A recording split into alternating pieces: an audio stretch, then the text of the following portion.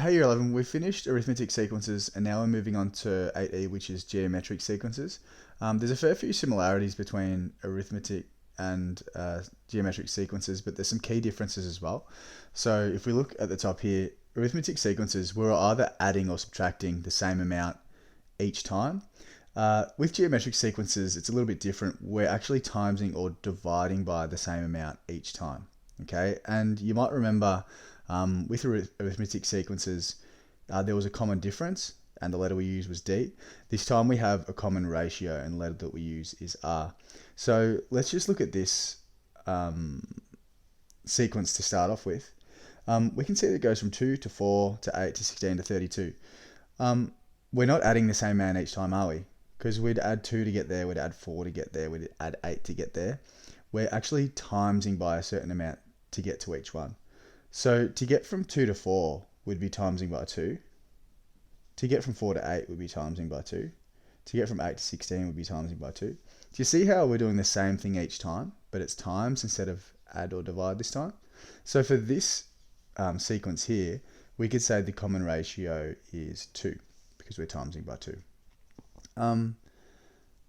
Alright, so let's look at these two here, and again we'll try to find out what the common ratio is because that's what it's asking. We're starting with 400, we're going to 200, we're going to 100. A lot of the time you're going to be able to tell what's actually happening to these numbers, and I can tell just by looking at this that each time we're dividing by 2 or we're timesing by a half. So I could say that R is 1/2 because we're timesing by 1/2 each time. So to get from here to here, times by 1/2, from here to here, the exact same thing. If we look at the next one, B, we're not timesing by 2, are we? It looks like we're timesing by 3. So to get from here to here, you times by 3. To get from here to here, you times by 3, etc., etc. So R, in this case, is 3. Now with these two, we could just tell what the common ratio was going to be. Sometimes it might be a little bit harder, and when it's a bit harder, this might help you out. Now this is a rule to tell us the common ratio. Now it's saying that you do a fraction, and up the top you put your second term, and down the bottom you put your first term, but you don't actually need to use the first and second term. You can use other terms instead. This is probably going to be more helpful, I think. So to find the common ratio, you divide any term by the term before it.